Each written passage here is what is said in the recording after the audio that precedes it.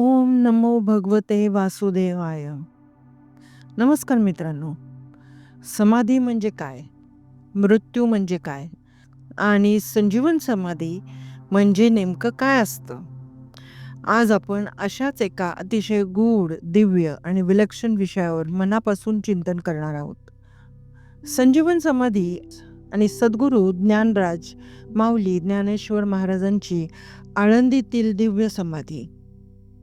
हा व्हिडिओ शेवटपर्यंत नक्की पहा, कारण शेवटी तुम्हाला कळेल की संत कधीच मरत नाहीत. आमच्या पीस विदिन चॅनलमध्ये आपले खूप खूप स्वागत. समाधी म्हणजे एकरूप होणे, विलीन होणे, स्वतंत्र अस्तित्व न राहणे.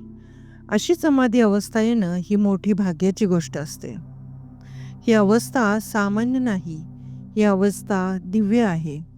मनुष्य जन्माला येतो आणि एक दिवस मृत्यू पावतो. मृत्यूनंतर देहाचे पृथ्वी, जल, अग्नी, वायू, आकाश या पंचमहाभूतांमध्ये विलिनीकरण होते आणि त्याच पंचमहाभूतातून पुन्हा नव्या रूपात प्रकटीकरण होते. यालाच म्हणतात जन्म मृत्यूचा लपंडाव. हा लपंडाव अनादी काळापासून सुरू आहे.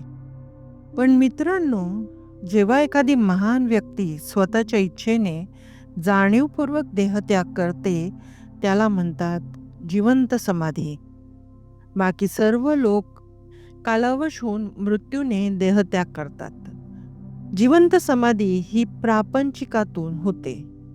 जोपर्यंत प्रापंचिक भोग शिल्लक असतात, तोपर्यंत त्या जीवाला पुन्हा पुन्हा जन्म घ्यावा लागतो.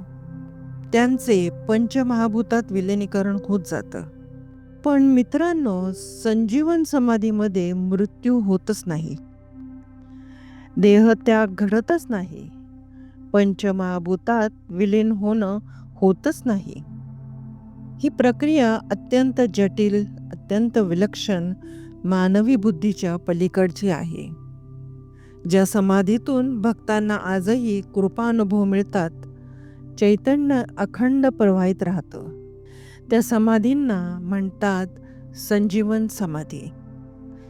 संजीवन समाधी, संजीवन म्हणजे वर्षानुवर्षे, शतकानुशतके त्या स्थितीत असणे. समाधीवर अर्पण केलेली फुले, फळे, प्रसाद जसेच्या तसे राहतात. हे केवळ श्रद्धा नाही, हे दिव्य सत्य आहे.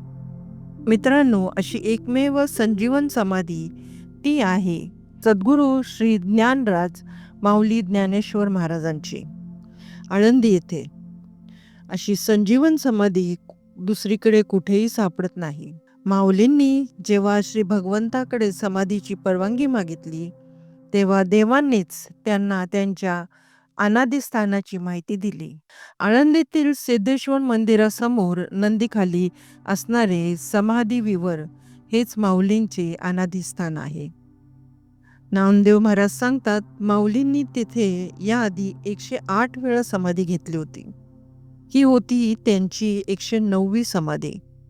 तेथूनच ते पुन्हा पुन्हा सृष्टीच्या गरजेप्रमाणे अवतार घेऊन येत असतात. संजीवन समाधी साधण्यासाठी नाथ संप्रदाययुक्त पद्धतीने तत्वांमध्ये लय केला जातो. माऊली समाधी विवरात बसल्यानंतर सर्व संतांच्या डोळ्यासमोर ही दिव्य प्रक्रिया घडली.